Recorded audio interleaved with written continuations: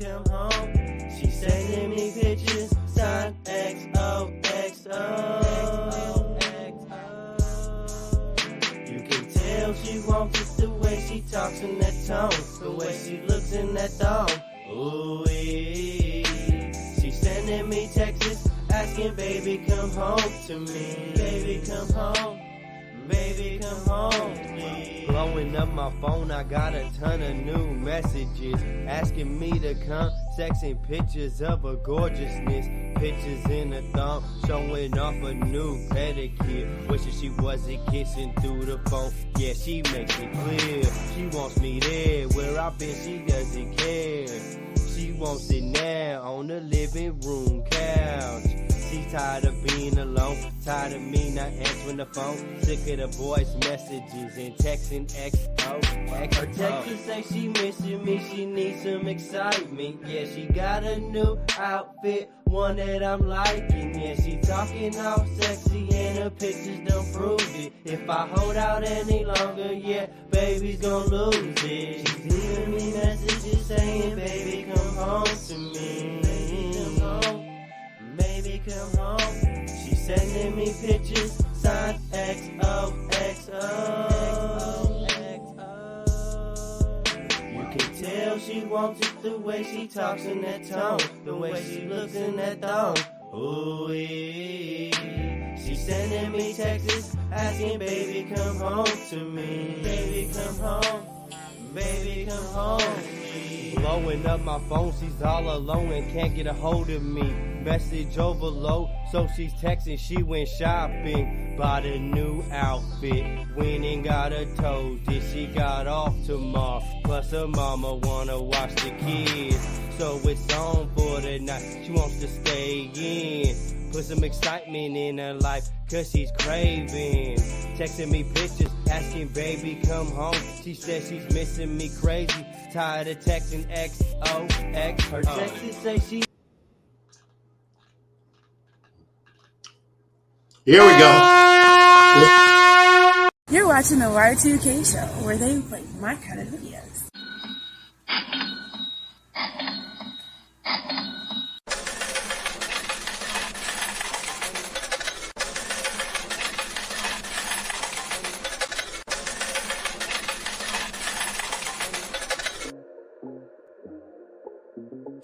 Thank you for watching the Y2K show.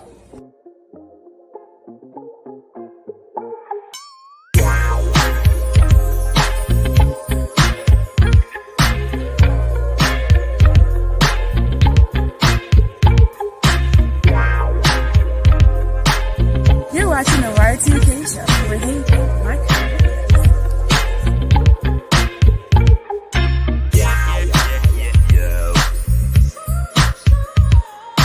Can you feel it?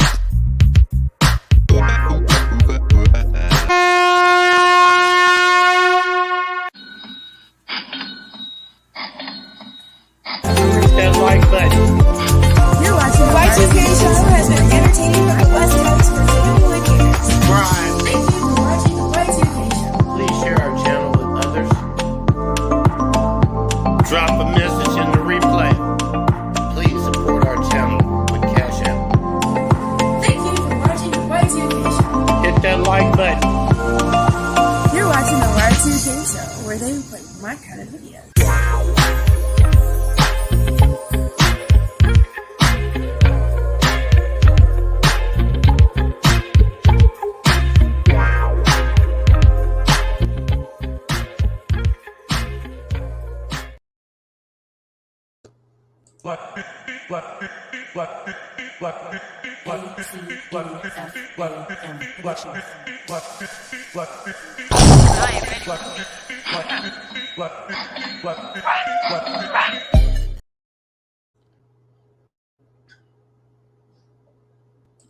Oh my God! Thank you for watching the Y2K show.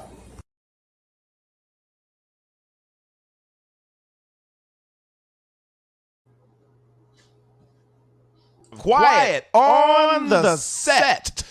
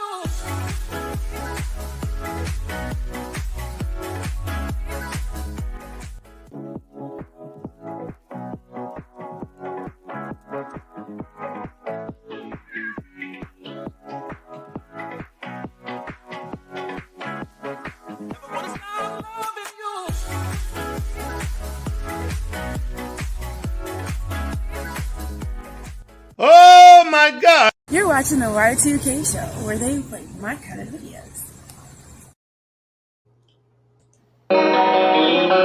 There's a reason for the seasons change, a reason for those birds that sing, a reason there's no need to explain. Oh, as I wake up to this brand new day, I thank the Lord for granting me His grace, and I'm opportunity. Another moment, bless the chance to just improve myself. Another moment, bless the chance to just improve myself. Self-improvement, motivation. Absolutely. Oh, feel the spirit's movement. Hear them talking to me as I sleep. Things I used to do before, I'm no longer need to do anymore.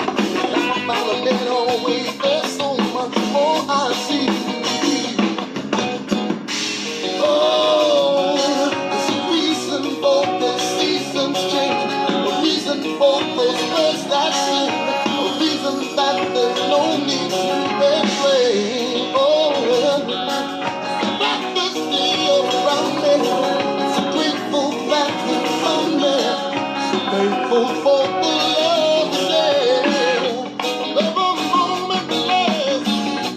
Whoa. Another moment lasts. Whoa. Another moment lasts. Whoa. Another moment lasts. Whoa. Another moment lasts. This chance to just improve myself. Another moment lasts. The chance to just improve myself. Another moment, bless the chance to just improve myself. Another moment, bless the chance to just improve myself. Another moment, bless the chance to just improve myself. La la la la la la la la. Oh.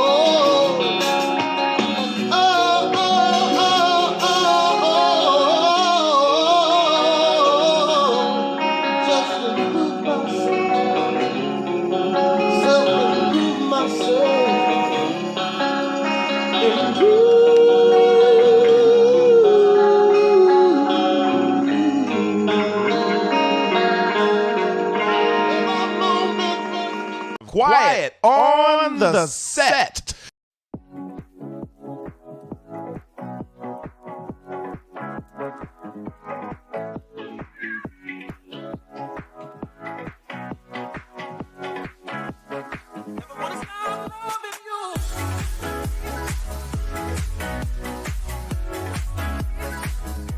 Soy Roberto, El Favorito Gringo, mi pelo es blanco, hecho en San Mateo. Dime cuando ven a México, soy una California oso, más grande de mis sueños.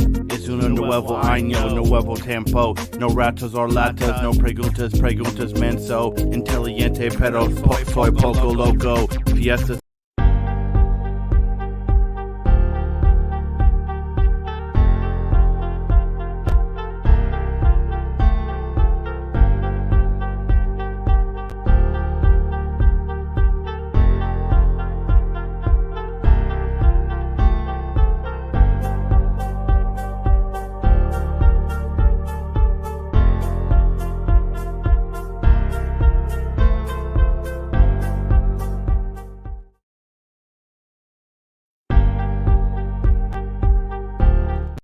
What's going on with y'all this evening?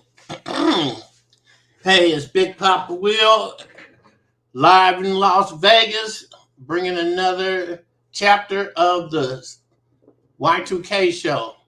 Man, today I got jammed up by YouTube saying that new music is now, I won't be able to get monetized with that music in my videos when I become when I get up to 1,000 subscribers, you know.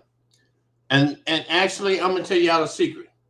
I have been secretly only over here to help get exposure of artists I know's music to get played.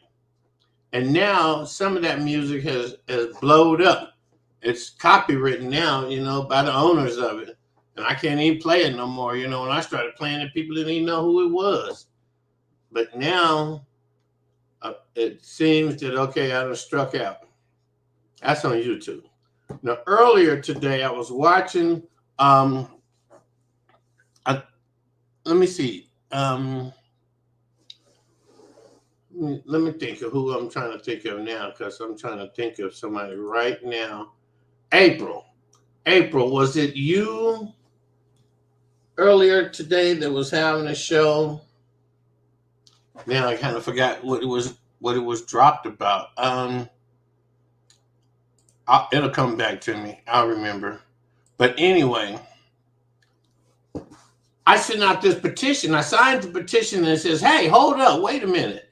Spread it for it, share it for it.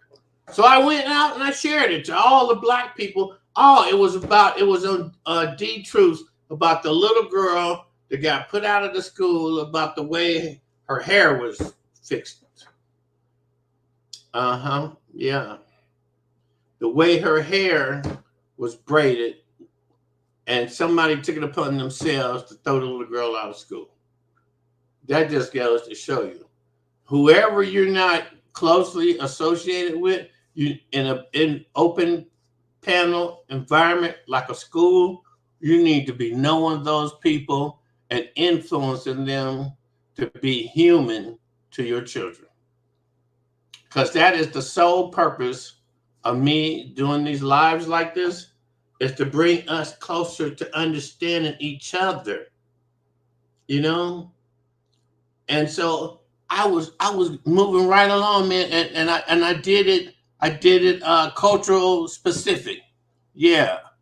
All the black women on my Facebook channel, I sent it to all of them. And then I was starting to do the Latinos and the white women, and YouTube jumped up and told me that once again I was in violation of their community guidelines, that I'm posting too fast. I'm hitting my own friends up too rapidly for Facebook. And so they blocked me for an hour. So no more for you. No more posting for you.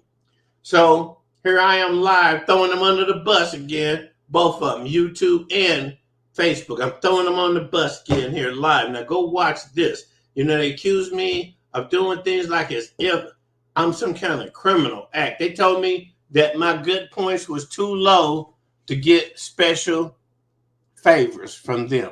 I just get the basic exposure program from them. And I was trying to find out what had they called themselves offering me, because I ain't never seen them give me no extra anything. Way too much extra, blocking me, cutting me, slamming me. I believe if their AI could talk, it would be telling me ruthless ass stuff that would make me want to slap the fuck out of their artificial intelligence. It would. It really would. But luckily, it don't talk. So they just write me words. Luckily, I'm a good reader. Hey, Queen, thanks for making it. Thanks for making it, everybody. Hey, so enough about that commercial. Now let's get on down to the reason why we're here tonight. Tonight, we're presenting the third portion of the Huguenots, how they got here, and who they may be related to occurred to me today. So let me just run this by y'all.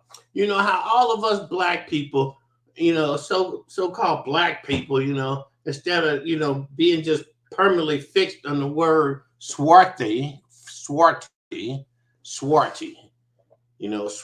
going to put swarty up here as a banner tonight. I'm going to take some of this stuff out I don't need no more.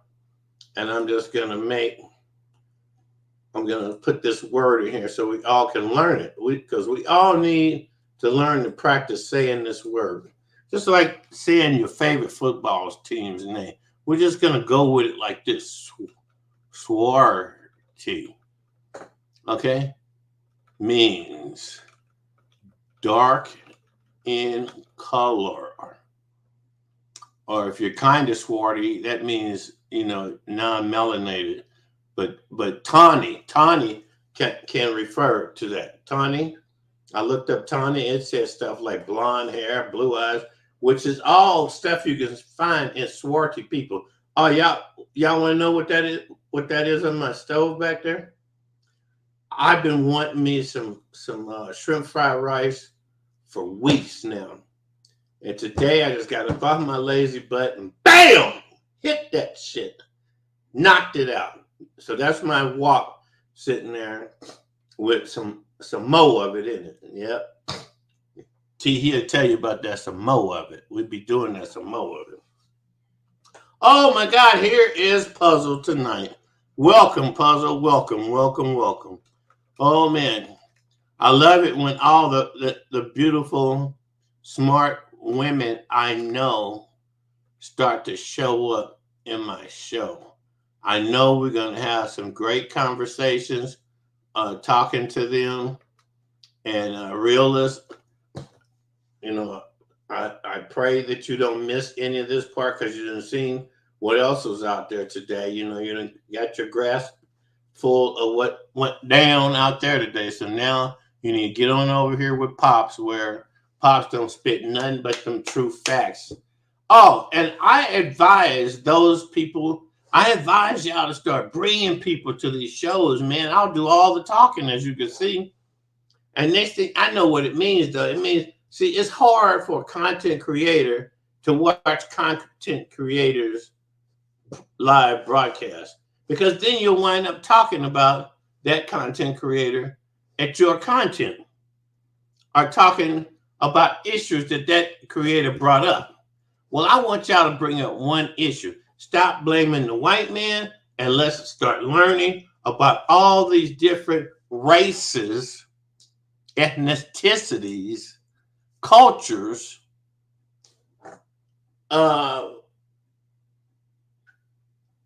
non-Native Americans, okay? That in the 1860s, they were classified in the census as being white, but they still were swarty. It's just they were from Europe. They were Europeans. They were from Europe, And it's been a lot of centuries since Europe and America and Africa all sat up on that pedestal together, with America had its butt up in the air, being the turtle city, had that turtle tail all up in the air, when this was all just one kind of a continent, when it was just one mass with a few islands scattered around. Everything leaves a trail, right? What'd you say, Michael? Pop to get on same camera soon come. Yeah, soon come. Yeah, we'll be soon come. That idea for damn sure. But like I was saying, the original concept was for me to play music from people I know, after I got busted from playing people music I knew. So I realized that it's not my musical prowess that y'all are, motivated to come around me about. It's the fact that truth will set us all free. And this ain't like it's no colored get down either.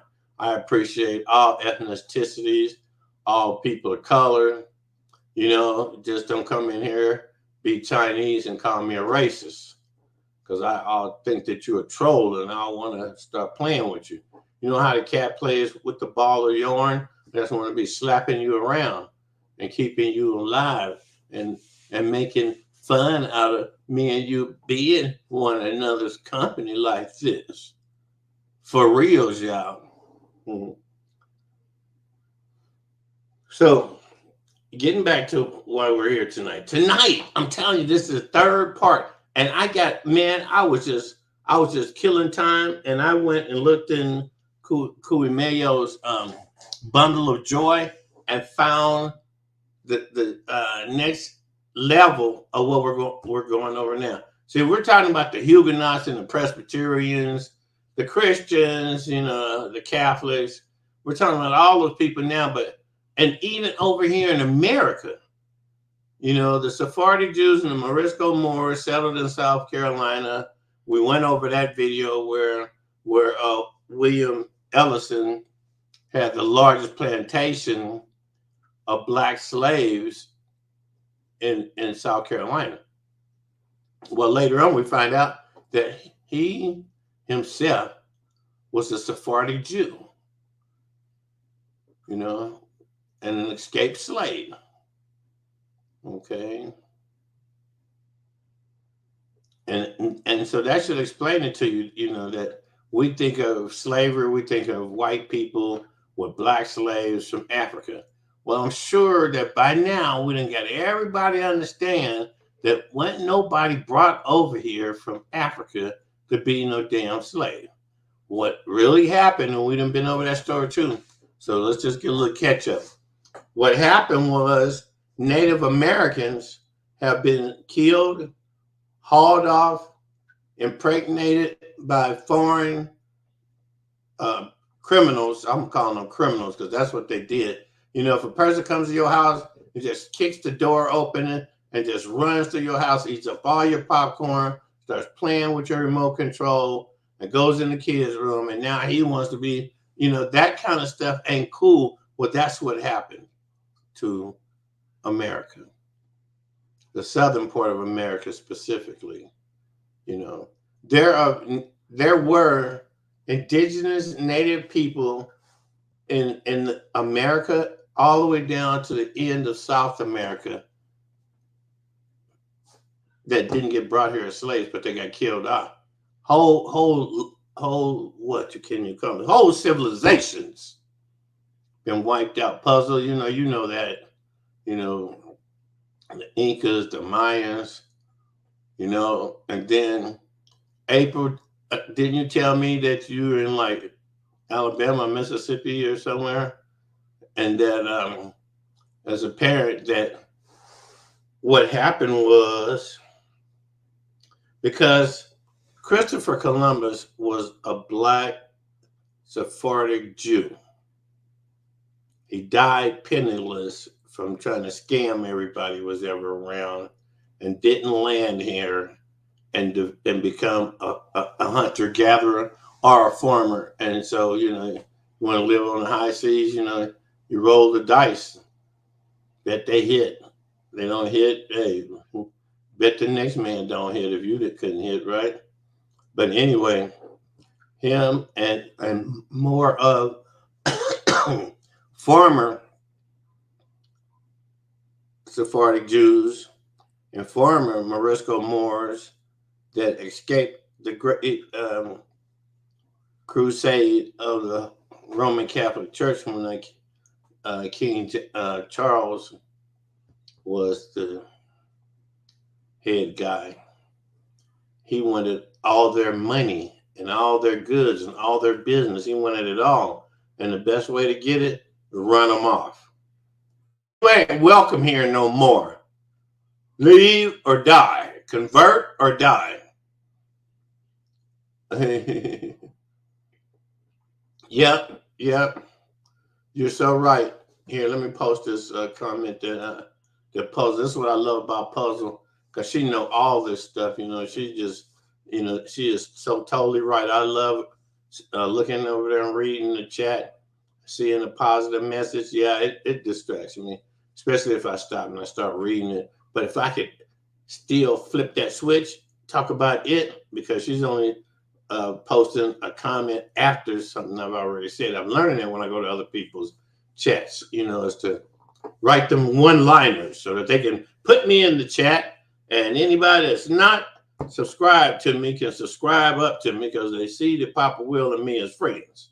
And if they know Papa Will, they know they can trust me.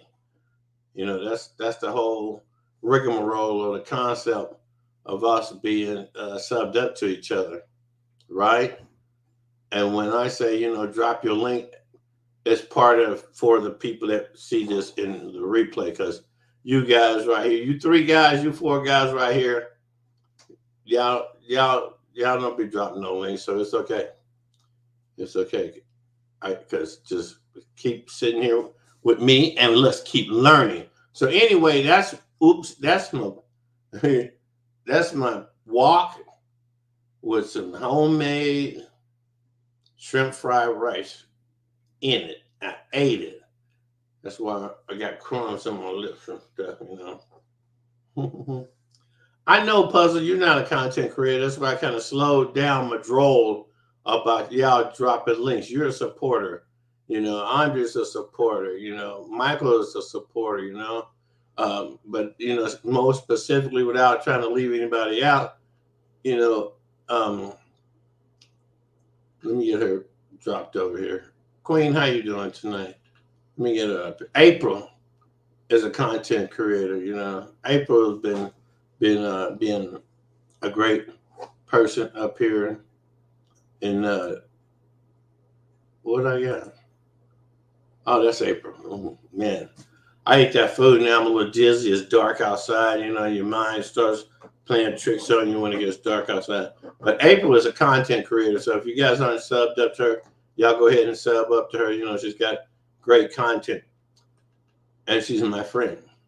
So getting back to what I'm talking about here, because you're right, Columbus was a Sephardic Jew also, but he was the one that brought the Holy Roman Church, the Holy Roman Emperor back here, and they killed over 11 million Native Americans. Can you imagine what they would have to change their narrative about a so-called black people being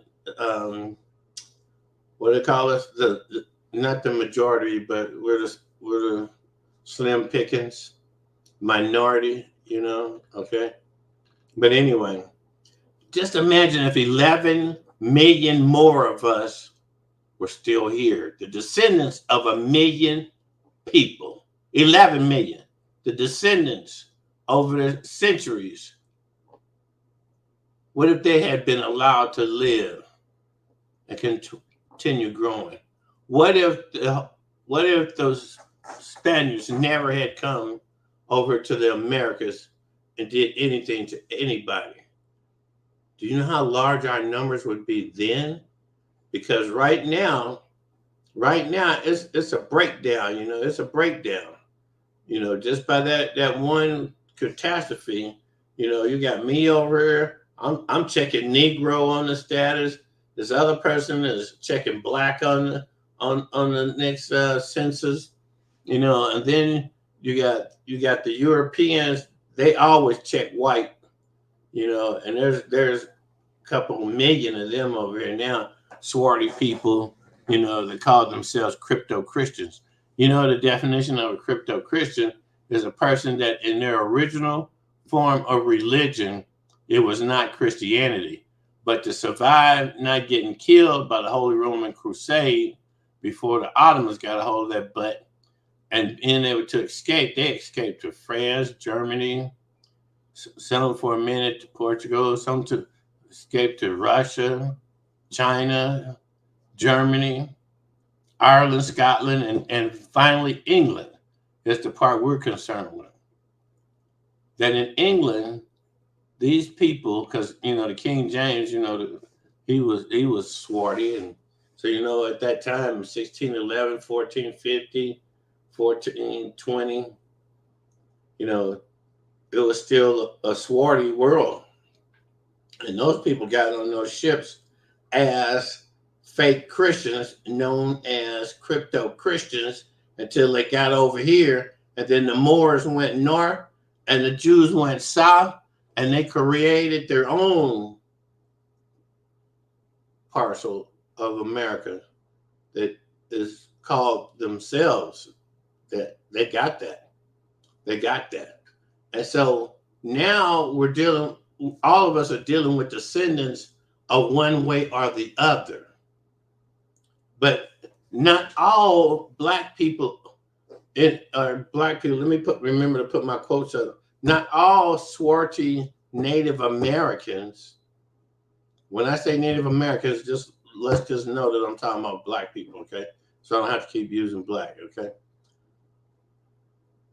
Those Native Americans, that are from here are not the same people as the Europeans that came over here. Now, the ones that came over here as indigent service was one thing, but the ones that came over here on boats from England had one purpose in mind, and that was to set up camp and control as much Native American content, character as they could.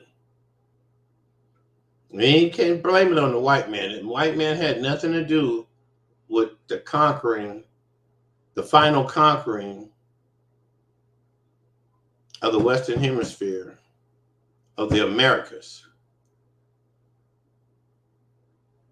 He didn't. It wasn't until after the Civil War that a cognitive dissonance of tawny colored people that had been run out of eastern states. You couldn't stay there. If you wasn't black Irish, black British, black this, but they wouldn't have you. And so they went and settled areas where there were no black people, set up their own platform program, blew up doing their own damn thing. And, so we can't walk around here seeing what the white man has done to none of us. Because we all got ancestors that are white, I'm sure. I do. My father's father was, Scott Irish Moore, during the time that Scotland and Ireland was starting to, increase in the number of tawny colored people that were coming through there. But anyway, back to those people. When we're talking to them, we don't really know. It's, to me, sometimes it seems like you're like a Bible thumper will thump the Bible, God this, Jesus that, and not have really ever read the Bible because their ancestry was either Moorish or Jewish. The Hebrew Bible was more of their concentration than the fiction of the pagan Bible. But then over time, I remember Constantine said, of all the lands I've conquered, what makes these people tick? I want to know, bring it here to me. And it turned out to be their religious beliefs. So he knows if you control a person's religious beliefs, then you control the people. And then you can dictate what they preach. Because we've had the shows where we've been shown where biblical text is in historic effect.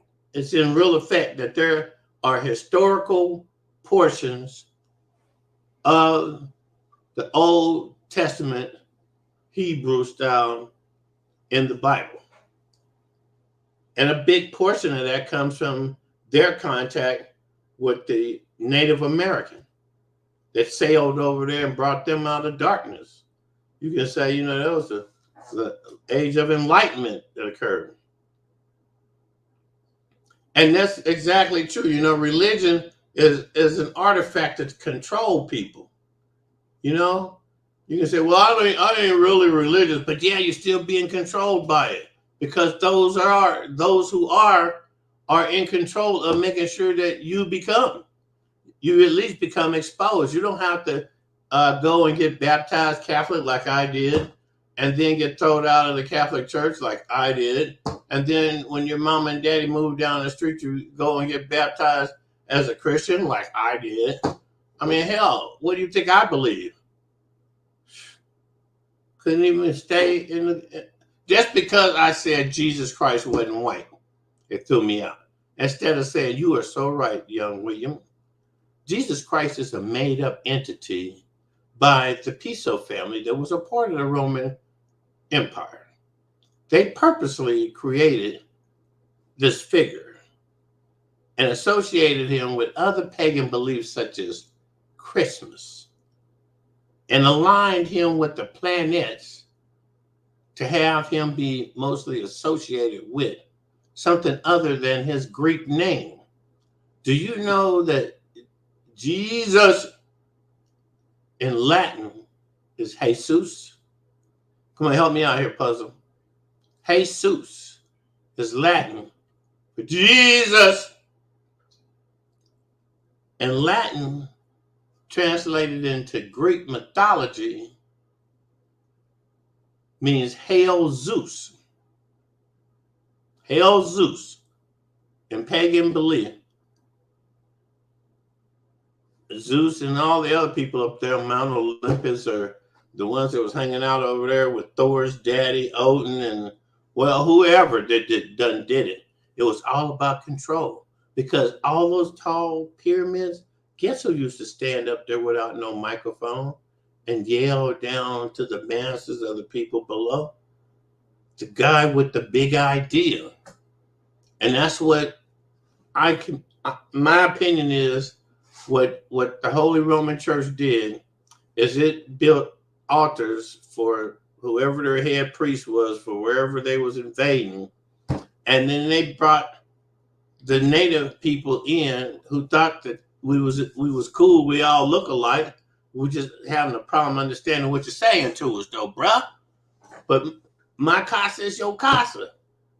If you impregnate my wife, then we're gonna have to raise us a baby together, you know? But we cool like that, dude. And so whoever they brought to be in charge had the big look on his face, on his head, and all about his garment to make him look more impressive than whoever they come to knock off the damn throne in whatever village they were in. And if you didn't bow down and confess your life to Christianity, you're going to die. And millions died. Millions died. Just think, if it had never happened, this would still be a swarthy colored land with designated tawny people living in it. Ain't no telling what kind of greatness we would have achieved that way. We got hints of it, but anyway. So that's what we're bound to be looking at some more of. But boy, do I have one for y'all coming Sunday, Christmas Eve. Ooh, wow. Ooh, y'all gonna love this one I got coming up for Christmas Eve. So here we go. Turn out your lights, put all your dirty plates in the sink, grab yourself a fresh bottle of water, and let's go, y'all. To be acceptable. The Huguenot bridgehead that had been established in the Channel Islands was of enduring value to refugees escaping France, and we will see later that the form of worship developed there over the next century exercised an important influence on the nature of later Huguenot churches in England. While the earliest French Protestants to reach England included those leaving Normandy for Jersey and Guernsey, the first major influx of refugees came not from France at all, but from the southern Low Countries. These were therefore Walloon speaking rather than French speaking Huguenots, all right? Walloons and Huguenots, same people. But they were rapidly joined by Frenchmen alongside, whom they worshipped and with whom they shared, in English eyes, a common identity. From the time Lutheranism first spread until just before the end of the century, the conglomerate of provinces that made up the Low Countries was ruled by only two monarchs, Charles V, right, the Catholics, right, swarthy Charles V, yes, so-called black man, until his abdication in 1555, and Philip II, all right, his son. Both were staunch defenders of Catholicism. So this is what it really is about: war between ex-Sephardic Jewish, Moorish, Muslim people who became new Christians, Protestants. They're still the same people, right? They're still crypto secret hiding, practicing their old beliefs. They're just outwardly, we're going to read later on, outwardly Protestants, outwardly Huguenots. Huguenot means confederation of comrades, conspirators, right? Conspirators against who? The Catholics. Both were staunch defenders of Catholicism, right? Charles V, their willingness to use the Inquisition to enforce their desires ran counter to the wishes of their subjects, who held an unusually tolerant point of view. Lutheranism and Anabaptism reached the area early. When Calvinism arrived, it first took root in the great old towns of the south, and as we have seen, its development in France and Low Countries remained closely intertwined. After the English Reformation, the long-standing close trading links between England and the Low Countries, as well as the proximity of the Channel, made it inevitable that those fleeing persecution, again, persecution, people being persecuted, would head for London. A few Protestants from the area arrived even before the Henrician Reformation, following closely on the heels of the earliest Lutheran books, which are known to have reached England by 1519. It was to be another decade before the French king was calling on Henry to repatriate French heretics who had sought refuge in his realm. Persecution in the Low Countries became acute only after the ascension of Philip II. Calvinism grew rapidly in the Netherlands. In the 1560s, the large numbers of Calvinist refugees reached England in 1562 and 63 after the outbreak of religious wars in France. Many more followed in 1567 and 8. After the first revolt in the Netherlands failed, the Duke of Alva arrived there with Spanish and Italian troops and implemented policies based on fear and bloodshed. Another large influx occurred at the time of the Second Revolt in 1572 and 3. The provinces of the Low Countries under Spanish control remained unsafe for convinced Protestants, and many left during the remainder of the century, seeking sanctuary either to the north, where the Union of Utrecht eventually joined a group of provinces in a fighting alliance against Spain, or across the Channel, right, against the Catholics. It is impossible to state precisely how many religious refugees were in England at any one time. Numerous returns of aliens in the London area were compiled under Elizabeth and the early Stuarts, inspired either by the government fears about possible riots in the capital and plots against the royal person, or since aliens were heavily taxed by economic motives. The evidence seems ample, but it is difficult to interpret. Contemporaries had problems defining the word alien. Extant returns are not always concerned with the same region. It is not always clear whether the returns relate only to men or to women and children as well. Above all, it is hard to know how many of the aliens were inspired to come primarily by religious motives. For the purposes of this book, the most relevant of the early returns is that of 1573, the year after the massacre of Saint Bartholomew in France, right when they massacred the Huguenots. We're talking about the Catholics, and the outbreak of the Second Revolt in the Netherlands. Now, don't think it was one way. There was many histories where the Protestants were doing it, massacring the Catholics, and in this instance, the massacre of Saint Bartholomew was the Catholics doing it to the Protestants. All right. Remember Oliver Cromwell? He was a Protestant, and he did the same to the Catholics, and he kicked them out. Right? Remember the Jacobites? Right? They were Catholics. Well, they were under the banner of Catholics. So again, he's talking about the main one we're going to talk about is the massacre of Saint Bartholomew in France and the outbreak of the Second Revolt in the Netherlands. It suggests that there were 5,315 members of the various foreign churches in and about London, of whom just under a half had come for reasons of employment rather than religion. As a result of the troubles of the continent, substantial numbers of refugees came to England in 1572 and 1573. Of Southampton, where a foreign church with 116 communicant members had been formed in the winter of 1568 and 8, the civic authorities now ordered references of newcomers to be listed in case spies tried to take the opportunity to enter the country.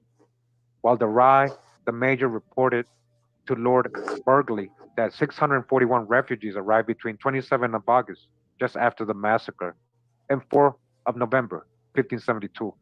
There is no evidence that any newcomers swelled the large stranger community at Norwich, which in 1571 already numbered nearly 4,000, or getting for a third of the city's population. Almost a half of the 4,000 were children, and about a sixth had been born in England. Nor does much smaller Dutch settlement at Maidstone seem to have been affected. On the other hand, the community of 406 foreign Protestants originally settled in Sandwich in 1561 grew greatly and was about to spawn the Canterbury settlement. It had previously been responsible for that at Colchester, where, according to a return of 1573, there were 534 foreigners. These figures show that foreign Protestant churches in England had well over 10,000 members as early as 1573, and the majority of them were religious refugees. All right. So, again, remember who they applied the word refugee to. It was first applied to Huguenots. This is who they're talking about. Over the next generation, the number of aliens in the country grew substantially. All right. Again, Huguenots, aka more Sephardic Jews. Let's not forget. Peaking in the 1590s, both in the capital and the provinces. The Norwich community grew despite the loss of 2,408 members to a plague in 1578 and 9 and was numbered at 4,679 in 1582. Plague likewise hit Southampton with great severity in 1583 and 84, but although over 70 members of the foreign church died, there had been only 25 deaths in the previous 5 years. It still had 186 communicants in August 1584. The other congregations increased too. They were certified from Colchester in 1586 that there were 1,293 Dutch settlers, of whom 504 were children born in England. Although the community of Rye had returned to France by the 1590s, the Canterbury settlement was flourishing, and when the consistory there investigated the situation in 1597, it found the church had more than 2,000 members. There may have been as many as 3,000 a few years earlier. The total figure for all the foreign churches in the realm at the time must have exceeded 15,000. Says French churches in England represented at colloquies between 1581 and 1604. Dutch churches represented, all right. So French and Dutch, so-called French, so-called Dutch, Moorish Sephardic people, heritage, right? The so-called Protestants, Protestant, being persecuted by the Catholics, all right. Now it goes on to explain who these people become. Many bankers, right? Many important people in England, very financially stable now.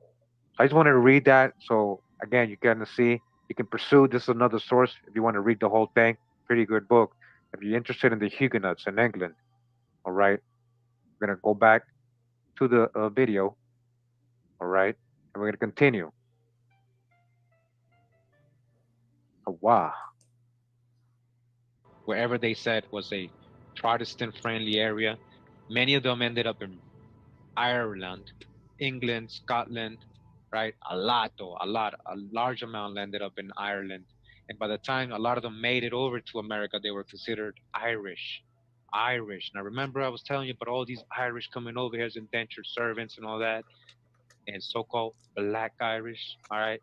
Giving you a hint here. So it says Irish Huguenots were originally French Calvinists. Oh, really? Who, following the revocation of the Edict of Nantes in 1685, departed from France rather than convert to Catholicism. The Dublin writer Charles Maturin, who was said used to sit in Marsh's library with a host pasted on his forehead to indicate that he was composing and should not be disturbed, was from a Huguenot family. In all, about 40,000 Huguenots settled in England, with perhaps a quarter of that number coming to Ireland. The literary impact of the Irish Huguenots in their host country was significant in relation to their overall numbers, especially in the 19th century. The English Huguenots barely registered in the area of literary production over their first 2 centuries in England. Daphne du Maurier, who published in the 20th century, is that community's most notable literary figure. On arrival in Ireland, many, if not most, Huguenots conformed to the established church. They conformed, as was expected of them by the authorities. They assimilated, right? They confirmed, right? They weren't Huguenot anymore. And a good number of them prospered within the politically and economically dominant world of Irish Protestantism. The name Latouche is long associated with banking in Dublin. Latouche, banking, again, Huguenots banking, Latouche, banking. Who's the bankers? Remember, Dublin. What did Dublin mean again? You guys remember? Dub is black. Dublin means black. The original David Latouche fought with King William at the Boyne and later laid the basis of his fortune through astute land purchasing in the St. Stephen's Green and Angier Street areas of the city. Deolaire Street is named after Jeremiah Deolaire, a Huguenot who was High Sheriff in Dublin and a founder of the Bank of Ireland. Again, another banker and another founder of another bank, Jeremiah, Jeremiah, Jeremiah. Is that a French name? Jeremiah? Huh? He established what? The Bank of Ireland.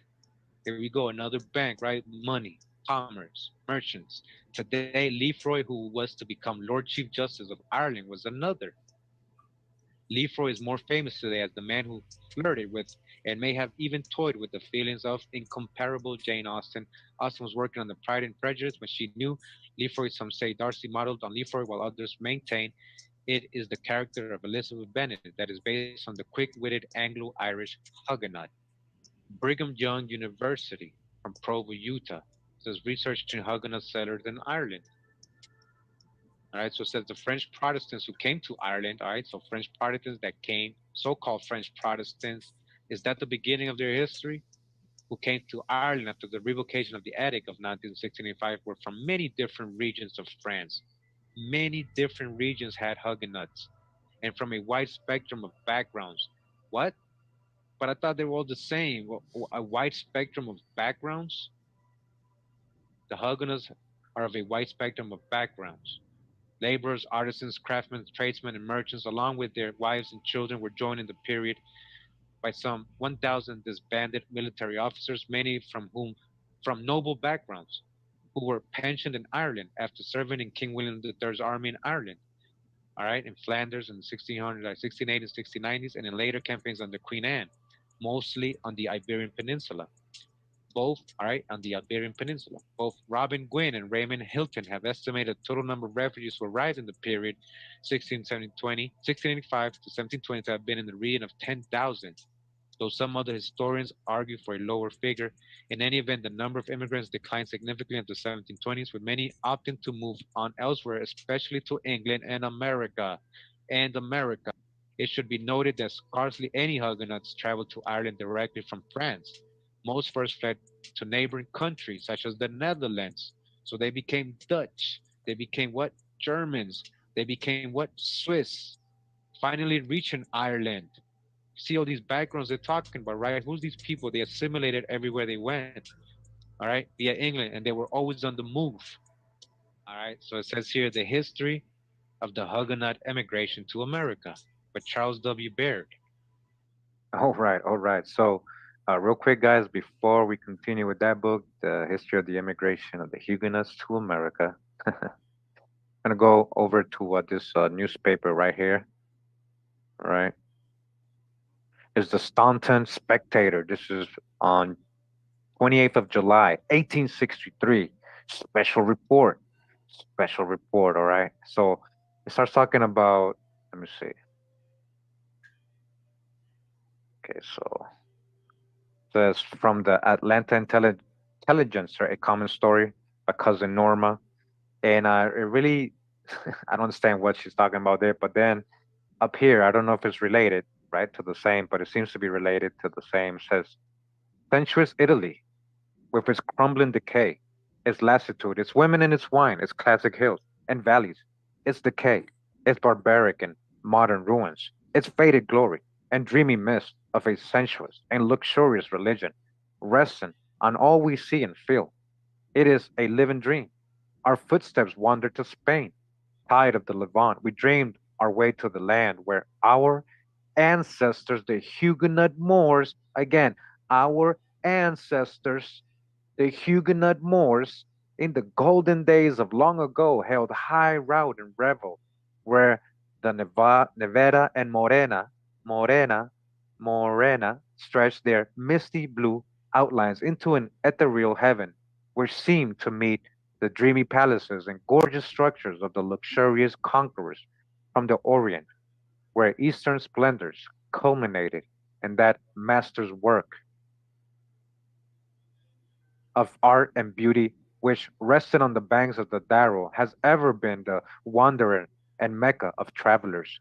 Whoever visited Spain and failed to pay his hard tribute at the grand and mysterious shrine of the Alhambra, the Mahomedan gains his idea of the Elysian heaven from the arabesque and monumental beauties of the East. Here he made an earthly paradise, and amid its mystic scenes and magic endearments, its brilliant colors and gold and luxuriant flowers, my son, more than ever looked out over the broad expanse of earth and sea and rested at home where Josie lived, and love is truthful. All right, and it keeps going, but just wanted to go ahead and point that out. She knows her genealogy and her ancestors, the Huguenot Moors, right? Huguenot Moors. And what I wanted to point out a little bit is, and a lot of these newspaper articles, random, right? So, like for example, this one, the Vermont Patriot and State Gazette from 1859. Says here the Moors. It may not be generally known that some of the best. Okay, so this is actually what we already read. Sorry. So it says Granada, the stronghold of the Moors. Down here, we read that a lot of the Granada Moors ended up in, um, south of France. It was the same way in France. The Calvinists or Huguenots. So what they're talking about is how they were exiled and persecuted the Moors, and then they're saying it's the same thing for the Huguenots. All right, that was in the Pittsfield Sun from 1899. All right, and the Wayne Herald from 1942 says Europe has long been a cauldron of hate. History affords untold examples of persecution of minority groups. The Reformation in Germany, Henry VIII, Huguenots, Moors, and Jews in Spain. Jews in Germany are examples, all right? All the same people. Now that you understand who the Huguenots are, right? Do you see why it's the same? All right, the Sunday Times, May 1919. What does it say here? It says that Ferdinand and Medici was very fond of Jews. When the Hebrew was be, being pursued with great vigor all over Europe, right? When they were being persecuted, the Florentine Baron Rothschild, all right, the Rothschild of the 16th century was, by the grace of God and the foolishness of the Pisans overlord of Pisa, we're talking about the Piso family, Pisa, Piso, and Leghorn was a castle in a swamp. Ferdinand decided to make the swamp a town by making it a sanctuary for all the outcasts of Europe, English Catholics, French Huguenots, Mahometan Moors from Spain, and Christian Moors from Barbary, where they were putting them in the swamps, right? What's another word for swamp? Moor, Moorish land, the Moors. So a lot of the time, people got stuck with the Moor tag. It wasn't just because of complexion; it's because they lived near a swamp. There's a lot of history with the word Moor. That's a whole nother topic. I just wanted to show that. It says here Catholics, Huguenots, Moors, and Corsicans lost their individuality soon, but the Jews remain Jews. All right, so again, Huguenots and Moors being same thing going on with them, right? Oakland Tribune, 1938, says wholesale deportations are not new in history. To select only the examples of the Huguenots and the Moors is to demonstrate the disastrous consequences to the deportating nation. The Huguenots, who were mainly middle class merchants, who's the merchants and bankers, the persons of means, were massacred by the thousands by Saint Bartholomew. All right, so remember what happened from there. They fled to many European countries. Again, this is from 1938, and again, being classed just like the Moors, the Huguenots, it's the same people. That's why it's the same history. The Muscatine Weekly Journal, 1886, it says Prince Bismarck's expulsion of the Poles from the Prussian territory, right? So-called Poles, from the Prussians, right? Is calling out criticism all over the civilized world. It is classed with such cruelties as were perpetrated upon the French Huguenots and the Moors of Spain. Okay, so now they're saying, see how they're separating the Prussians, but what did we learn about Prussia? They had many of these so-called Moors there already and Sephardic Jews. So they're just persecuting the same people. Yep. The Leavenworth Times.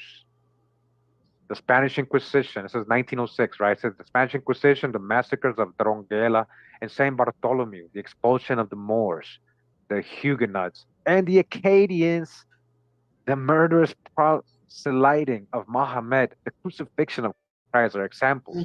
All right. So again, all these people, and now the Acadians we're going to see, or we've already shown, the French people that went to Acadia, these were mostly Huguenots, fleeing their persecution. A lot of them wealthy people setting up shop over there and everything, The Philadelphia Inquirer, 1861. The truth is, they were impelled by blind, bigoted ferocity to commit the same great folly committed under similar mad impulse by France and Spain in banishing the skillful Huguenots and the ingenious Moors. Okay? The Catholic Weekly, one more example. I hope it's clear. By 1879, right, Catholic Week, it says Notre Dame de Pena is one of those Madonnas so numerous in the Pyrenees, right? Remember, that's where they crossed from Spain into France, that were hidden in the times of the Moors or Huguenots, hidden in the same time. Why? Why would they, the same people, do the same thing? Because they're the same people. And being forgotten were brought to light, all right? So Huguenots and Moors, all right? Hold up. Hold up, we ain't there yet. We ain't there yet. So the Costa, we mentioned that the Costa earlier, they were Irish, but Sephardic, but Moorish, but Huguenot. All of the above, right? That the Costa family, South Carolina. Make sure to check out that video if you haven't. And make sure to check out my Cajun Exiles in the Colonies. Great video. As you guys can see, 5.5 hours.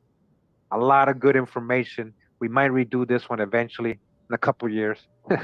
Catch up, you know. It definitely connects to what we're learning today. Who were these French Acadians? And where did they end up? And what happened to them? Same thing, being persecuted, exiled, being everything.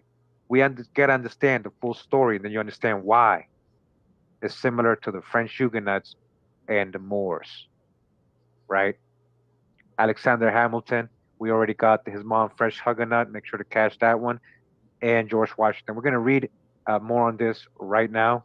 Let's go back to the video presentation I have prepared for you guys.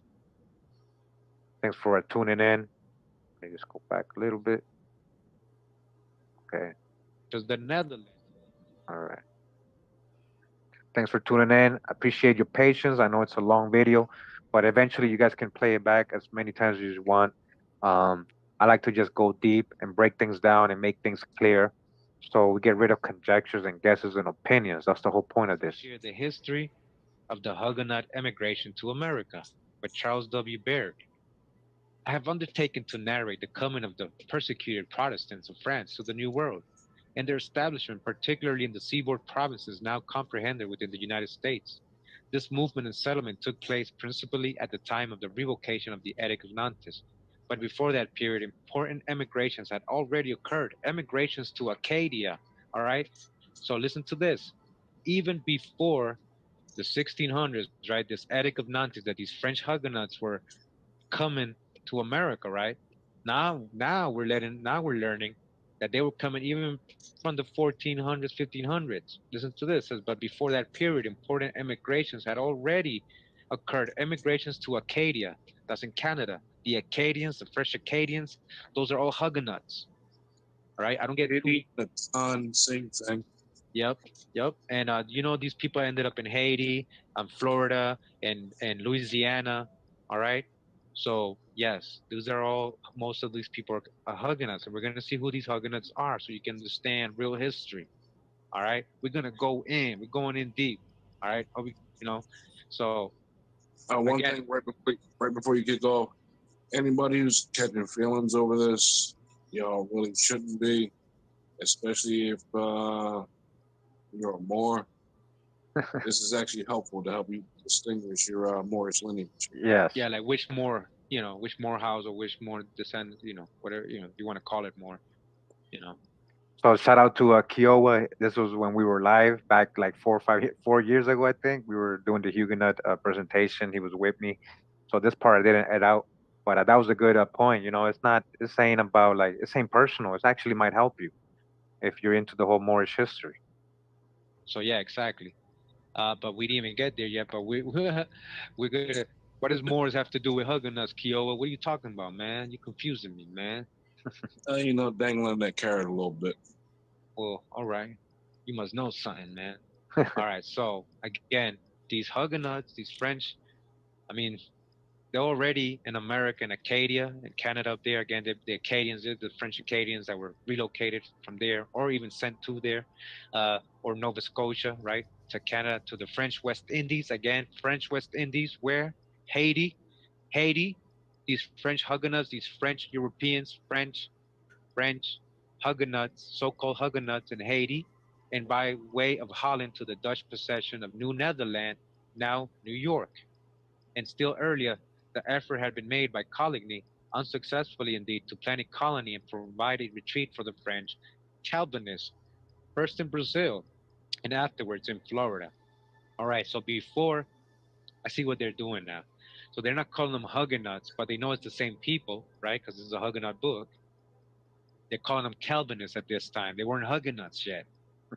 This is 1500s. They had a colony. They tried to make a colony down in Suriname, French Guiana, and over there near Venezuela and all that, Guyana. And they were actually warring with the Indians. The local Indians didn't like them. They were warring. The Indians, you know why they were unsuccessful? Because the Indians, you know, took them out They of it. weren't having that. They weren't having that. They weren't having it with these Huguenots. All right? AKA chameleons. AKA chameleons assimilators. All right. Says the volumes now submitted to the public treat first of this antecedent movements and then take up the narrative of the event that led to the more considerable and more effective emigration in the latter years of the 17th century. The attempt has been made in connection with a brief account of the Huguenots before an exodus, all right, an exodus from France to trace the fortunes of many who ultimately reached this country. The recital is by no means to be regarded as exhaustive. It is presented rather as illustrative of the subject. Yet the number of families whose places of, all right, so it keeps going, it says the story of the Huguenot emigration to America has remained till now unwritten. Why has it remained unwritten? Listen to what this author is saying. This has not been due to a lack of interest in the subject, nor to a failure to recognize its importance. Its importance. Many a glowing tribute has been paid to the memory of the persecuted exiles, and many a thoughtful estimate has been formed of the value of the contribution made by them to the American character and spirit. What do they mean by that? What did they contribute to the American character and spirit? No traditions have been more fondly and reverently cherished among us than those concerning the hardships and sufferings of the fugitives from France, and no names are more honored than the names of foreign castes that indicate descent from them. All right, descent from them. Who is they talking about?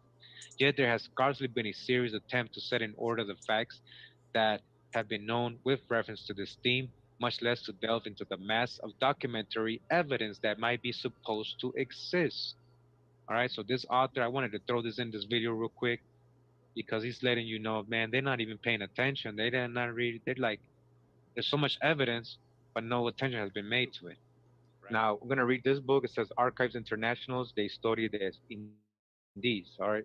International Archives of the History of Ideas. It says the Huguenot Connection, the Edict of Nantes, its revocation and early French migration to South Carolina, right? Between 1675 and 1690, from 150,000 to 200,000 Huguenots fled their native France to escape Louis the 14th 14th final attempt to extirpate Protestantism from his lands. These refugees initially settled in the nearest Protestant sanctuaries available to them, namely Geneva, Brandenburg-Hesse, the Netherlands, and England. But as prospects dimmed for return to France, many sought new homes for a permanent exile. The second migration took Huguenot refugees far from their native France and Europe to places as remote as South Africa, Russia, and South Carolina. In these new and permanent homes, the Huguenot refugees and their descendants experienced significant cultural and religious changes. Some of these alterations proved to be relatively innocuous. French weavers, chamois dressers, and silversmiths became, for example, American or British farmers. Again, pay attention when I'm telling you right here. French weavers, right? All these people, silversmiths, they became what? American or British farmers. All of a sudden, they were different people in history. Why? We'll see why. But other changes proved more problematic. Huguenots who left France to preserve their religious tradition became Anglicans. Now remember, Huguenot is more of a political term, not a religious. We just got the etymology. All right, so dodge the hijack. Presbyterians, I says they became, so look at this, Huguenots who left France to preserve their religious tradition became Anglicans, Presbyterians, and even Baptists. All right, what you guys know about Presbyterians and Baptists and Anglicans? What do you guys know about that? These Huguenots, right? So why are these Huguenots becoming all these other religions or denominations? Men and women who had fled religious persecution profited from a slavery that victimized others. Hear that? Men and women who had fled religious persecution profited from slavery that victimized others. These same Huguenots eventually had slaves. It is possible that the commemoration of the revocation of the Edict of Nantes will stimulate a scholarship that makes sense of these and other anomalies in the history of French Protestantism. Understanding the revocation and the Huguenot migration to South Carolina lives of a remarkable coherence in the past, even amidst wrenching persecution and significant social and religious change. The revocation was more than a catalyst for Huguenot flight from France. It predicted the very character of Huguenot migration into South Carolina. In turn, the Huguenot migration and fate of its participants reflected more than European exigencies or American opportunity. They bespoke processes of change and alteration that, after the revocation, overtook French Protestantism everywhere. All right, so changes, processes of change. In short, the revocation, diaspora, and assimilation were not discrete, isolated events. They were consecutive scenes in a major historical drama that historians long ago named Le Refuge. That's what they named as refuge, refugees, the Le Refuge, the famous Le Refuge, when the Huguenots, but to which they are only now giving sustained attention. All right. On the surface of the revocation appears to have been a remarkably simple event. On 17 October 1685, Louis XIV revoked the Edicts of Nantes issued by Henry IV in 1598 to grant privileges to worship to Protestants. The result was an exodus from France of about 160,000 Frenchmen, women, and children. Now, there's other scholars who have said millions, 800,000, 500, different numbers. So they don't really know the numbers. This would have been a massive exodus, even in modern times. All right, a massive exodus of Huguenots. Who's these Huguenots? All right. In fact, it was the largest population movement in early modern Europe, aside from the expulsion of the Moors from Spain. Aside from the expulsion of the Moors, so they share something. It's similar, just like the expulsion of the Moors from Spain. And it was all the more remarkable in the face of crude transportation and a social milieu that limited population mobility for most people to relatively constricted regional movement. All right, so its changes already embedded in the exodus from France quickly extended into the diaspora and directly touched the Huguenot emigration to South Carolina. With the help of demography, we can now see what contemporaries may not have noticed, that the Huguenots who came to South Carolina and probably Russia, South Africa, and other British colonies in North America, all right, other British colonies in North America, were not representative of the Huguenot population that fled France. This is most obviously demonstrated in immigrants' ages. Extrapolations based on the well-known 1697 list of adult applicants for South Carolina subjectship revealed that two-thirds of the refugees' children were born in South Carolina. Less than a fifth were born in France, and fewer than a twelfth were born in the European exile centers.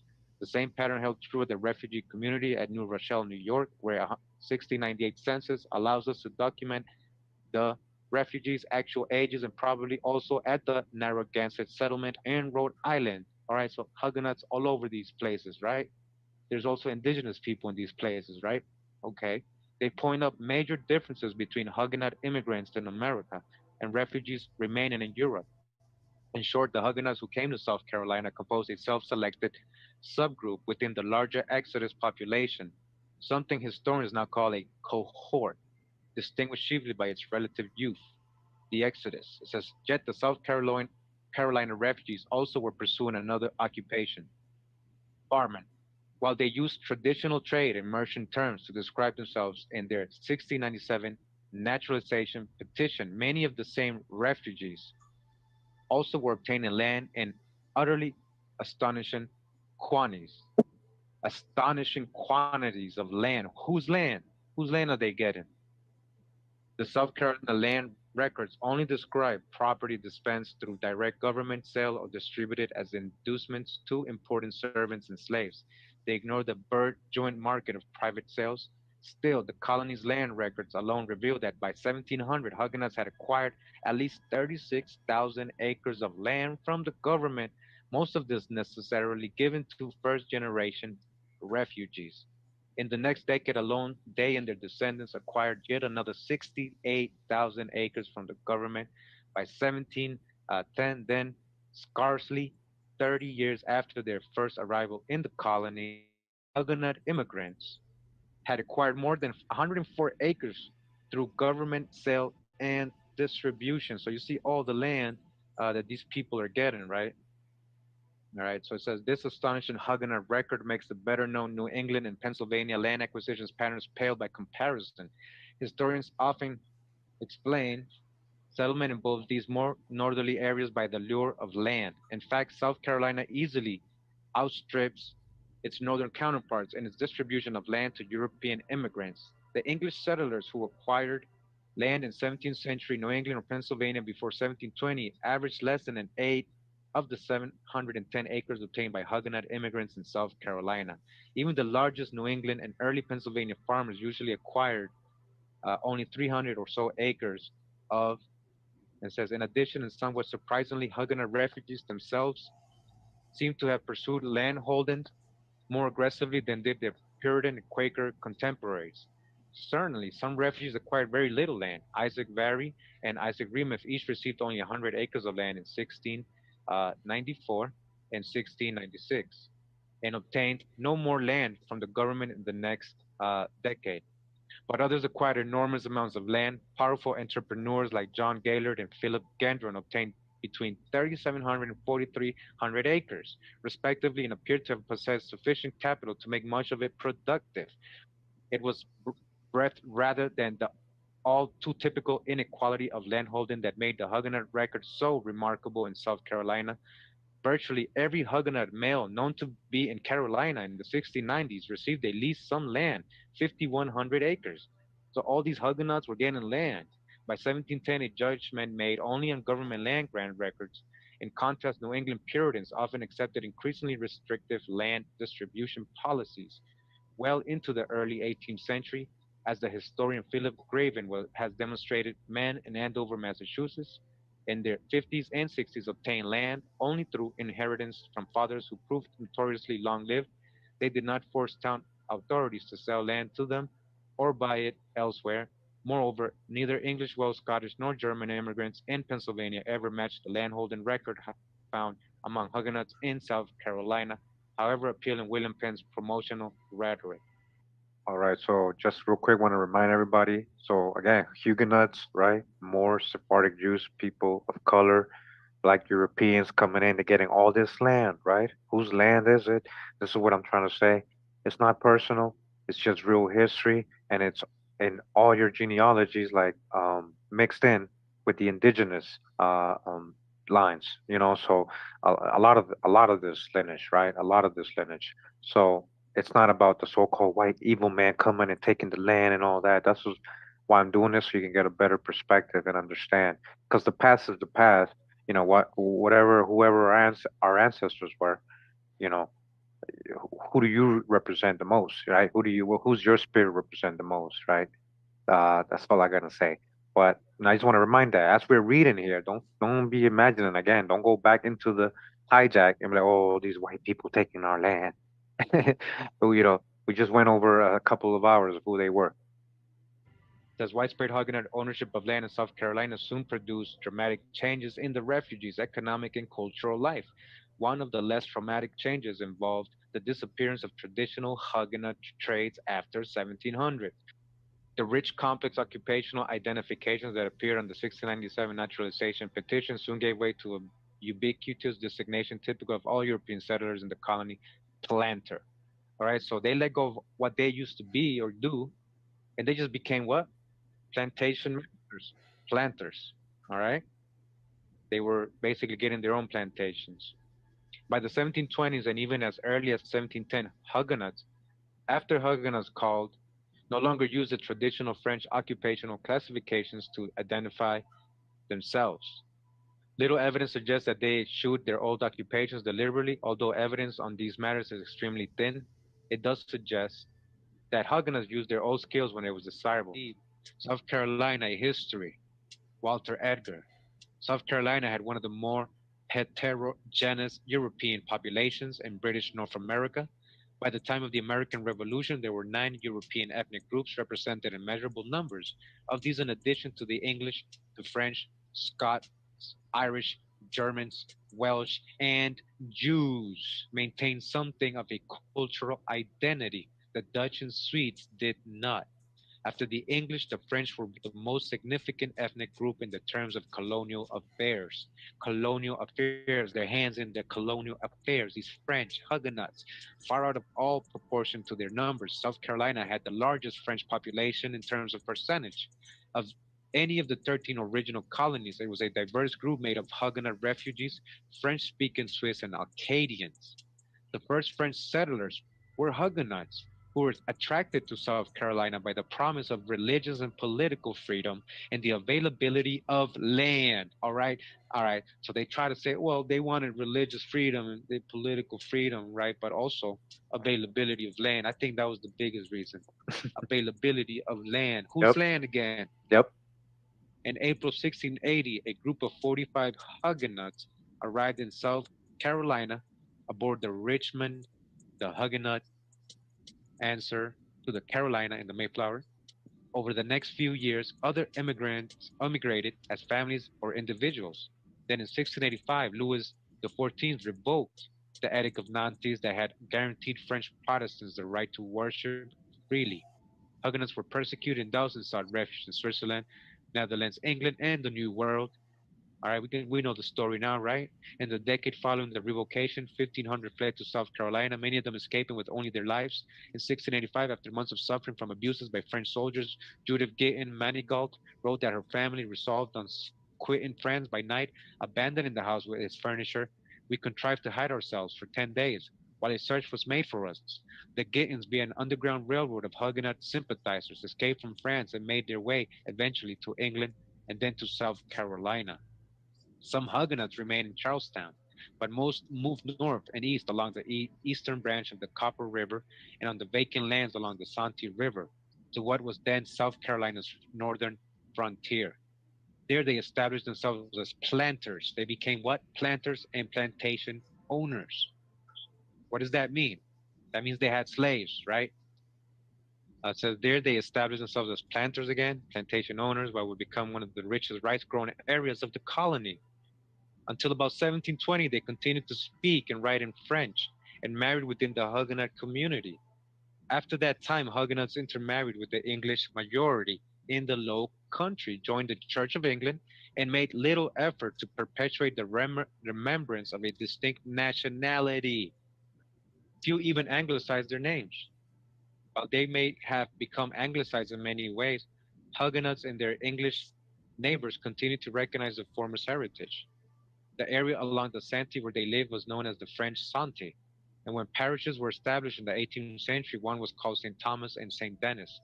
The name St. Denis, with its French spelling, allegedly is derived from the site of 16th century victory by Huguenot forces led by Admiral Coligny.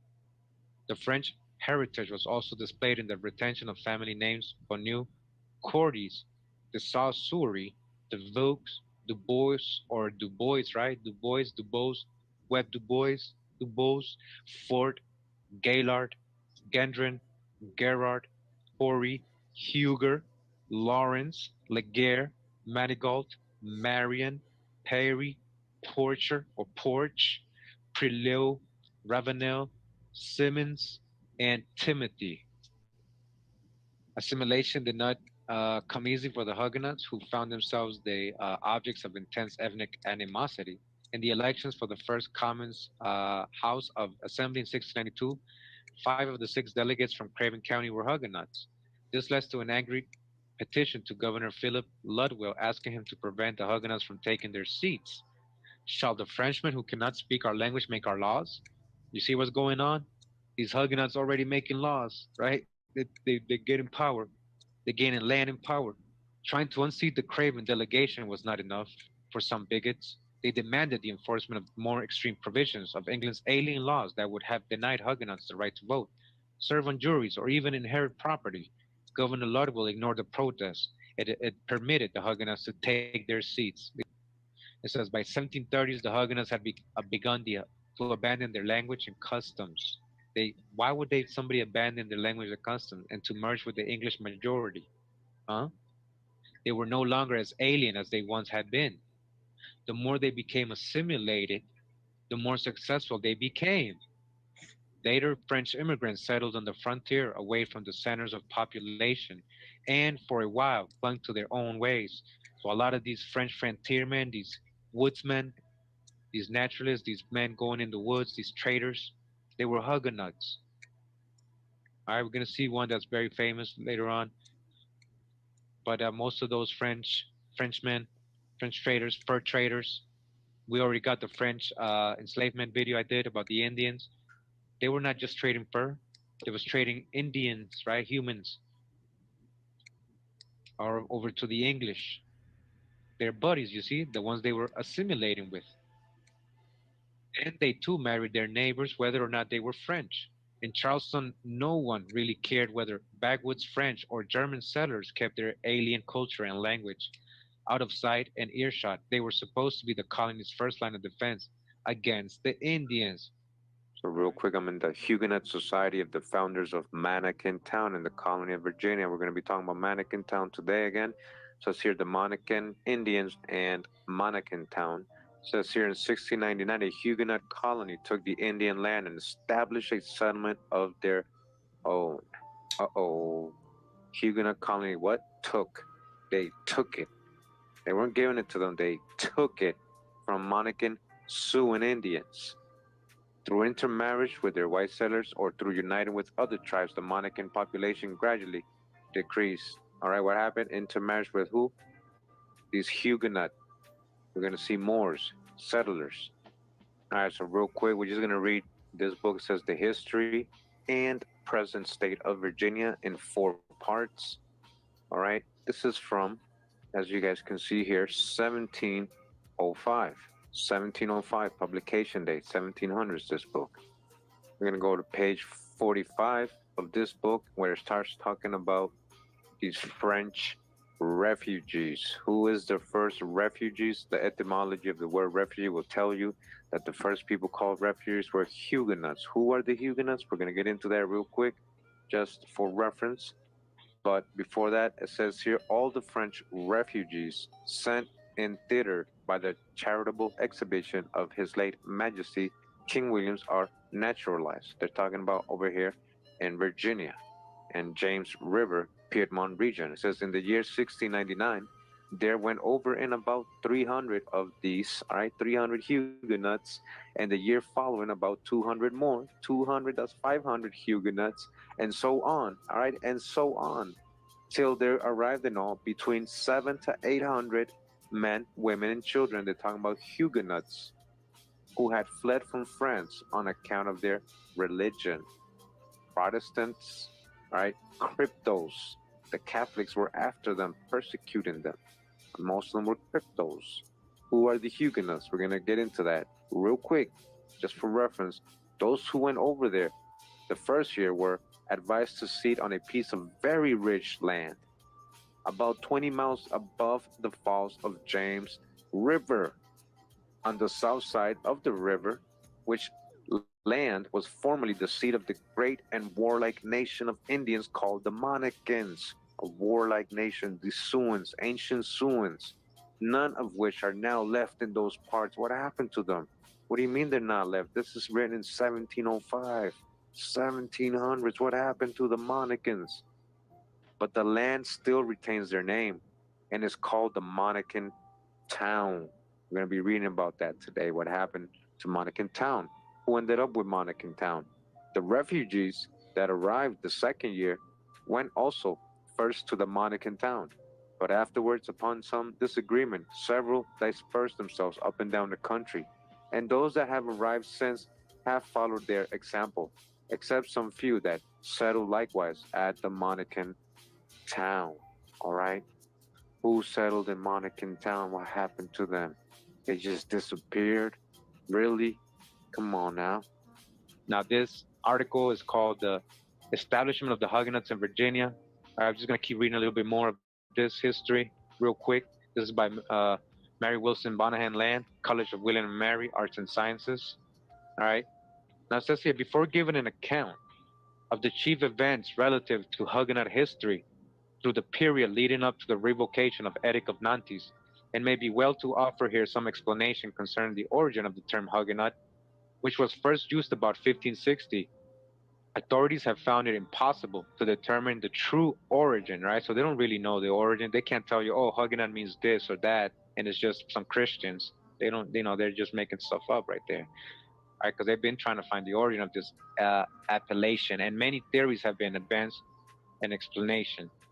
In the etymological dictionary of Cledat, we find that Huguenot is a deformation, the aligned Huygensnessen, confederaries, modeled Petrur, and it goes on. It says the formation of Huguenot from Eigengenossen or Eigengenossen seems to have first place among many explanations offered. As there was a party in Geneva at the time known by that name, it seems plausible that the French Protestants would have used the same term, as it is from these French provinces that originated the refugees who came to Virginia. And though it is not known from what localities all of them came, some few are known to have been natives of towns and provinces as follows. It says the family of Imbert came from Nimes, lower Languedoc. And whoever knows about Languedoc, southern France, this part of France, that was Moorish from way back, like way back. It was part of the Iberian kingdom and the Moorish kingdom. This place was a Moorish place from ancient times and Europe. All right. It says a history of the Huguenots written for the American Sunday School. It says of the family was a settler at Manikintown, Virginia. Manikintown, Virginia. All right. From Matouban in Guyenne came Antoine Tarbet. So from Guyenne. So see, there's a place in France called Guyenne. Guyenne. You can say this Guyenne, Guiani, Guinea, a place in France called Guinea, came Antoine Trabe, a Huguenot, in 1687, also one of the settlers of the James River. He died in January 1724. Also from Guyana, Louis Latag went to Virginia, and for over 30 years was minister of South Birmingham Parish, Essex County, Virginia. He was a man of blameless life and devoted to the work of the ministry. From London and Poitou come Jacob Pierre and Matthew Amonet, chiefs de familles de London, 1634.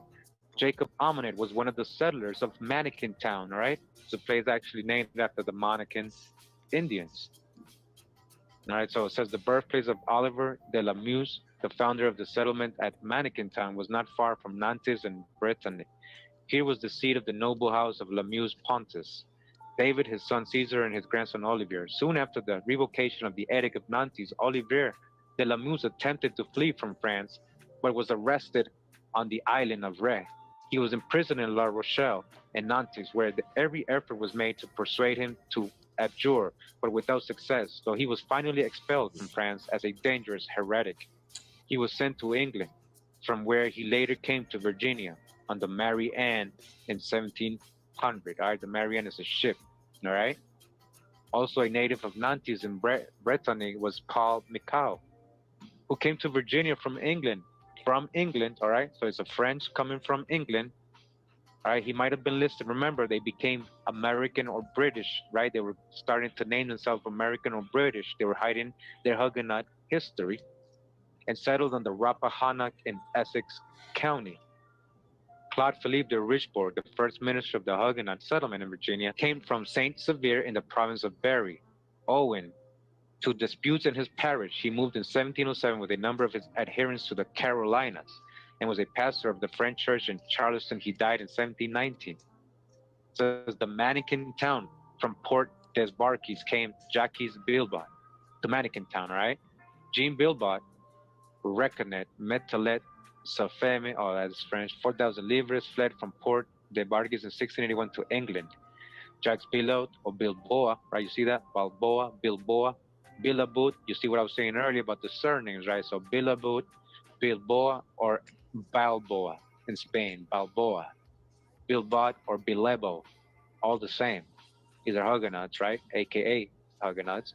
One of the inhabitants of Mannequin Town, 1700, 1723, was doubtless of the same family.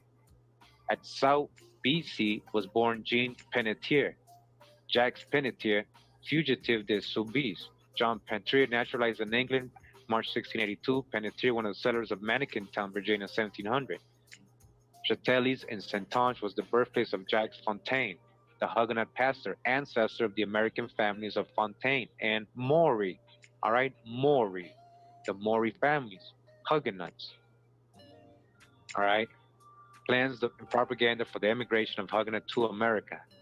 As has been said, the Huguenots fled from France in increasing numbers after the revocation of the Edict of Nantes, principally to the Switzerland, Holland, and England. All right, they were in all these countries, many of them by reason of the privileges extended to them in these countries.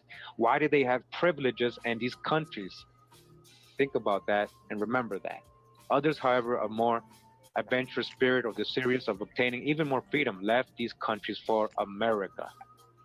But even after the Great Exodus in 1685, there had been a steady stream of partisans from France, beginning with the earliest days of their persecution. Several colonies were set up in America. Some ended in failure, while others were more successful. It was but natural that many should be attracted to the English colonies of America, where they knew they would find many of their own religion or political ideas, right? And of which they had heard such inviting accounts of profitable trade and of lands of rich and agricultural promise, all right? A promised land. To encourage this inclination of the Huguenots towards America, as well as that of others who were looking with longing eyes towards this promised land, like I just said, towards this promised land. So the Huguenots coming here for what? Because they know it was a promised land, right?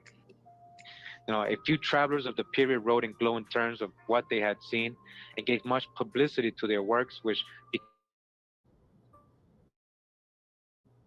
for attracting new colonists to America, propaganda to get colonists to come to America. William Fitzhugh, as has been said, has tried to interest Hayward in sending French refugees to his lands, which later came to be known as Ravensworth, but he met with no success in that quarter. So he offered the lands himself in 1686, saying that for the French Protestants, I have convenient and good land, enough to seat 150 or 200 families, upon one divided, which contains 21,996 acres. All right, you hear how much acres this guy has? Is this like real? One guy has all these acres. Whose acres did he take? Whose land did he take to gain all this? And who took it? You know, who gave him the right? Which I will either sell them in fee of £7 sterling for every 100 acres, or else lease it to them for 3 lives, paying 20 shillings per annum for every 100 acres. The land I offer lies within a mile and a half of the Potomac River and of the 2 bold navigable creeks. All right, you see, he's a Huguenot. He got all this land.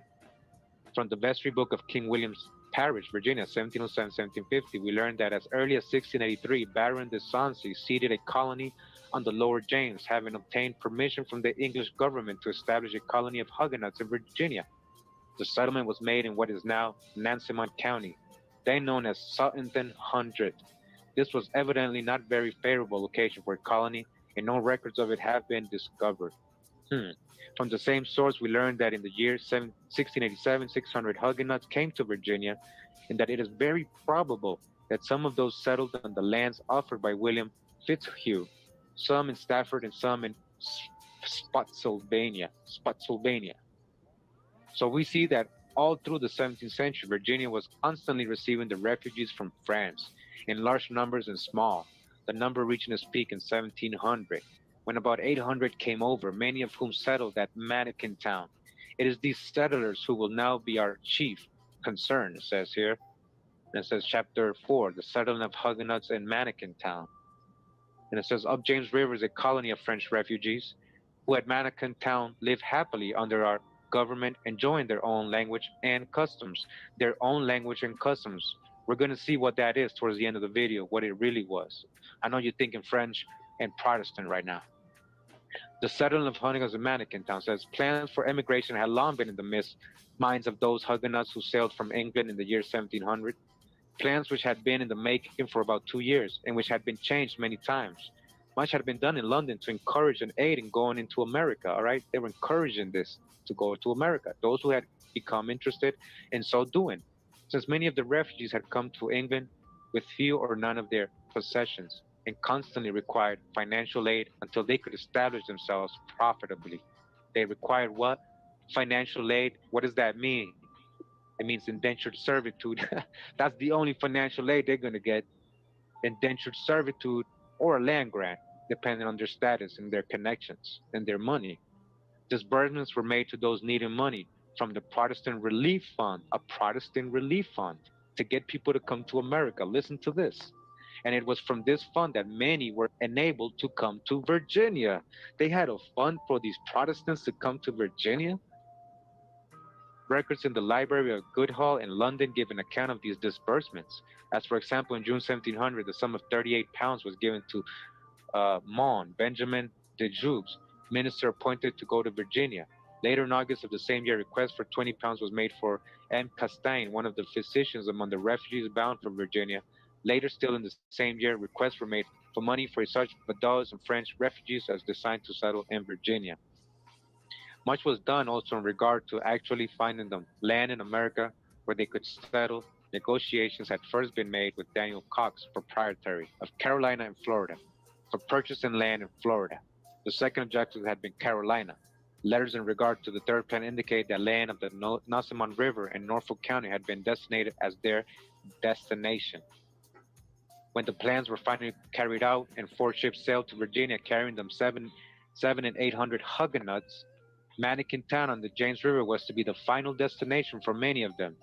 All right. Although those who came over in the first ship expected to settle in Norfolk County, Mannequin Town, the place chosen for the Huguenot settlement, was the site of a deserted village of the Monacan Indians, 20 miles above Richmond. So they went into a deserted Monacan town and took over the whole town, right? Why did the Monacan desert their town though? In the first place, school books would probably tell us that the Mannequins caused some disease and they disappeared and were extinct and blah blah blah, right? But in reality, they either got enslaved as indentured servants for these Huguenots, relocated to other lands and other state reservations, or they again assimilated into their families, married into the indigenous people. And I'm saying this for a reason. All right, we're going to see that later on. So it says a slight digression will be made here in order to give some data concerning the Monacan Indians, who had villaged on the site which later was used for the settlement of the Huguenot refugees. The Monacans, the word is possibly an Algonquin one signifying a digging stick or spade, were a tribal confederacy of Virginia in the 17th century, who lived on the land of the upper waters of the James River above the falls at Richmond. They were allies of the Manahoac and enemies of the Powhatans, and their language differed from that of both of these tribes. They were finally incorporated with other remnants under the names of Saponi and Tutelo. All right? The settlements of the Monacans proper was known to the whites as Monacan Town. In 1669, they still had about 30 bowmen and 100 souls. All right? Big up to the Saponi out there. Yep. Shout out to Saponi and Tutelo nations. And so they're letting us know that in 1669, there were still Monacan people there. So what do you mean there was a deserted town? They just contradicted themselves. Francis Louis Michael, in the report of his journey from Bernay, Switzerland to Virginia, October 2, 1701, says, makes some interesting statements regarding these Indians. He says that the soil at Mannequin Town is black and heavy. Is black and heavy. Black. The soil is what? Black. Black soil. When I say black soil, black land to you, black soil, what comes to your mind right now? The etymology of Kemet, if you don't know, Kemet, if you look at it right now, if you go look at it, Kemet, the real etymology is basically black soil, a fertile black land, fertile soil, black soil. Again, he says that the soil at Mannequin Town is black and heavy, and so the Indians had reason to choose this place, all right? It was fertile. That was their place. That's why they were there. Today there is a red rough stone. Now there's a red rough stone. What did these Huguenots do?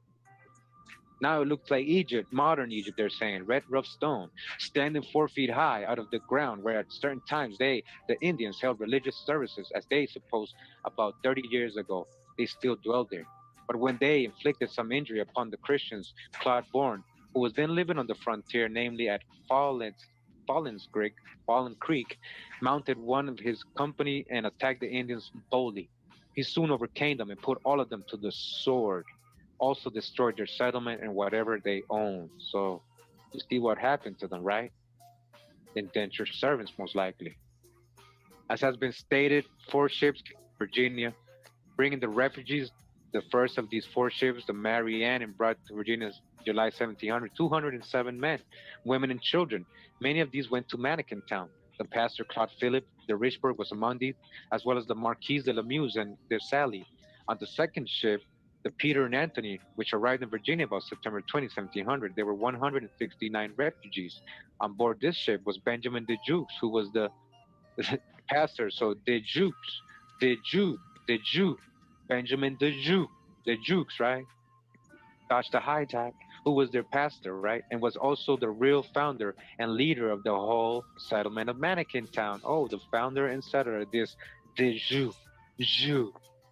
In order to ensure that Huguenots would live happily in Virginia and to encourage colonization by them, they were accorded special privileges.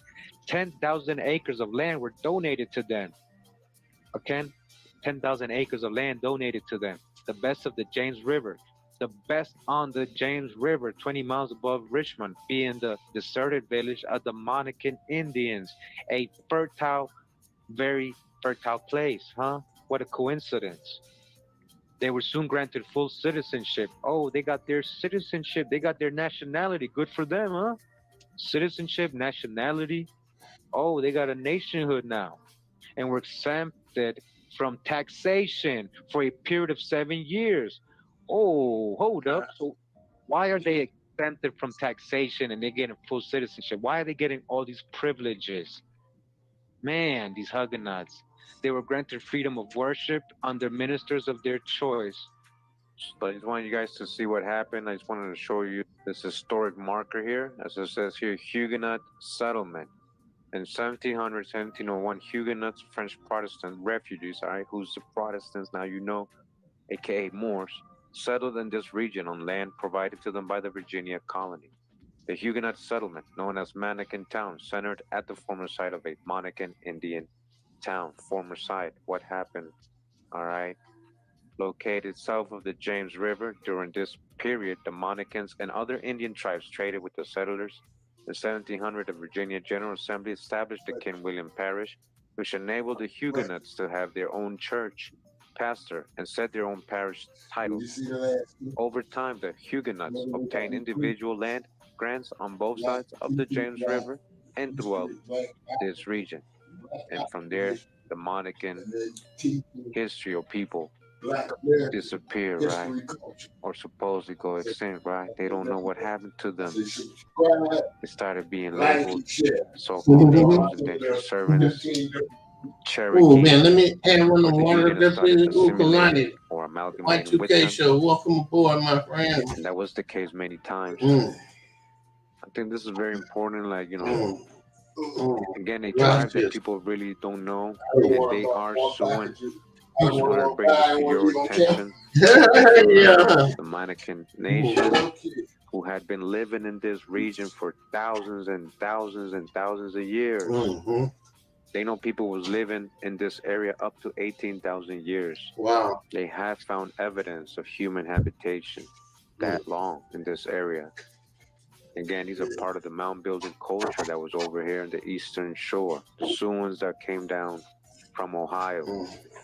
And these people were there for so long. And then here comes the Huguenots. Now they even take over their own town and call it Mannequin Town. And then they're saying, well, we don't know what happened to them. They disappeared. We just inherited their town. Luckily, this rich land. And this wasn't the so-called white man that came took the land. Just want you guys to see. This was all planned Virginia colony. They were given land grants as they were helped. These were refugees fleeing the Catholic and taking Indian land. All right, so now we're going to read about a specific history of a specific family that you didn't even know about. It's a historic person in the history of America and the Revolution. And I'm in the Suffolk County, Massachusetts genealogy and history. All right, biographies of the Revere family of Massachusetts. Genealogical and personal memoirs relating to the families of the state of Massachusetts, Cutler and Adams, 1910. Transcribed by Sue Ann McKnight. It says Jean Rivori, the immigrant ancestor of the Revere family of Massachusetts, belonged to the ancient and distinguished family of Rivoiries, or de Rivoiries, or Romagnoux of France. They were what? Huguenots. They were Huguenots, and some of the family fled from France during the Catholic Inquisition. He married Magdalene Malapergi. Children, Simon Elson's son was a refugee from France, went first to Holland and afterwards settled in the Isle of Guernsey, Great Britain. Took with him the coat of arms of the family on a silver seal, and these arms were afterwards registered in the French heraldry book in London at the herald's office of Apollos Isaac mentioned below. So it says Isaac Rivoire, son of Jean Rivoire, was born about 1670 in France, married 1694, Serene Lambert. They had several children, one of whom was named Apollos. The following account of his birth was written in the family Bible by the father and copy of it sent to the Colonel Paul Revere, Boston, by Matthias Rivori, a second cousin of Martel near St. Foy, France. Apollos Rivori, or son, was born the 30th of November, 1702, about 10 o'clock at night, and was baptized at Recon, France. Apollos Rivori, my brother, was his godfather, and Anne Malman, his sister-in-law, his godmother. He set out for Guernsey on the 21st, 1715 of November. According to the late General Joseph Warren Revere, Apollo's the father of the famous Paul Revere. Paul Revere. What do you guys know about Paul Revere? Well, he's a Huguenot, and his name is not Revere. It was Rivoire. Rivoire. So when we look at Paul Revere's images of today, we got to dodge the hijack. Became the true heir and lineal representative of his brother Simon de Rivoire and the American branch of the family. Consequently, is the legal heir at the present day. All the other heirs having become extinct. The American family would inherit the titles and estates, if any now remain to inherit. Paul Revere, an American Huguenot, right? So dodge the hijack with this image. The 18th of April in 1705 is a date familiar to Americans, thanks to Henry Wadsworth Longfellow's stirring poem, The Midnight Ride of Paul Revere. This vivid recounting of the courageous night ride that gave alert that British regulars were marching on Lexington and Concord has thrilled readers for generations. The ensuing skirmishes, which forced a retreat of the British, are considered the first battles of the American Revolution. Who was this Boston silversmith? A silversmith. Remember the Huguenots? That was one of their trades. The American patriot with the French-sounding last name. Paul Revere was the son of Apollos Rivoire, who was born in 1702 in Ricard in the Gironde Valley near Bordeaux. The family was French Huguenot, and because of the persecutions following the revocation of the Edict of Nantes, many thousands of Huguenots were forced to flee to Protestant tolerant countries. The child Apollos was first sent to safety to an uncle on the island of Guernsey, but then the uncle paid for his nephew's sea passage to Boston and New World. He probably had to be an apprentice to his uncle and pay that back. Puritan New England was a welcome destination for the Huguenots. All right, escaping why? Why is Puritan New England a again just like Virginia, Mannequin Town, all that, and South Carolina, right? All this promise of land to them, the promised land. Puritans, what do the Puritans have to do with Huguenots? We'll see. Escaping persecution in 1735, most of Boston's 14 established churches were Calvinist. One was French Reformed. Apollos turned 13 on the sea voyage and was apprenticed again and was what? Apprenticed to a master goldsmith where he became a skilled artisan. Skills and training he eventually passed on to his son. Now, are they talking code here when they talk about apprentice to a master? And they passed the skills and training to his son, Paul Revere. This apprentice skills of a master. What are we talking here? You know what I'm talking about. Now, again, this article says the effects of the Huguenot diaspora on the American Revolution. Remember Paul Revere, right? The Redcoats are coming. He was a Huguenot, right? So It says this is a thesis presented to the faculty of the U.S. Army Command and General Staff College in partial fulfillment of the requirements for the degree. Master of Military Art and Science, Military History by Stephen D. Griffin, Major, U.S. Army. BA in University of Alabama, Tuscaloosa, Alabama, 1993. It says here, Louis XIV's 1605 revocation of the Edict of Nantes led to a diaspora of an estimated 200,000 French Protestants, Huguenot refugees throughout Europe and North America, in what is known as Les Refuges. These Huguenots often intermingled and intermarried with earlier French Protestant Walloon refugees from the Spanish Netherlands, all right? The Walloons are just basically Calvinists, so-called Calvinists that had already been in Holland. They were just called Walloons, but they're the same people, same Huguenots, same Protestant people, so-called Protestant people. And they were calling it what? The Spanish Netherlands, because Spain, what? Had control? The Spanish Netherlands, Holland? What does Spain have to do with Holland? And the Habsburgs and Charles V, huh? It's all connected. By the time of the American Revolution, many of these refugee families had achieved significant political and economic power in their host nations. So these refugees and this diaspora, right? These poor refugees, hey, they didn't do so bad. Everywhere they went, they were getting land, economic power, right? Political and economic power, often leveraging refugee networks that crossed the Atlantic and spanned generations as part of a larger Protestant international. Because these are what? All the same people. These networks that cross the Atlantic and span generations, they span what? Generations. Continues, says the result was that a large percentage of key American, British, French, and various German-speaking participants in the American Revolution had at least partial Huguenot ancestry. Given this high level of participation, this study focuses on what actual demonstrated effects of the existing Huguenot network had on the conflict, as seen against instruments of power in the dime model of diplomacy, information, military, and economics, and to see if they were leveraged to any marked advantage. It also reviews to what extent these connections varied across different ethnic groups that the refugees accumulated into, if there are any resultant effects on non-Huguenots, and if these transatlantic connections distinguish the Huguenots from other immigrant groups in the American Revolution. Now, he's saying here that this Patriot force would include over 200 militia led by Lieutenant Colonel John Sevier, that's a French last name, right? Including his brother, Captain Robert Sevier. The Sevier brothers were descendants of French Protestant refugees, Huguenots, who originally spelled their family name Xavier or Javier. See, that's from Spain. Javier, Xavier, there you go. And had immigrated to the Shenandoah Valley and Baltimore, Maryland. Over a couple of generations, the family assimilated into the Scotch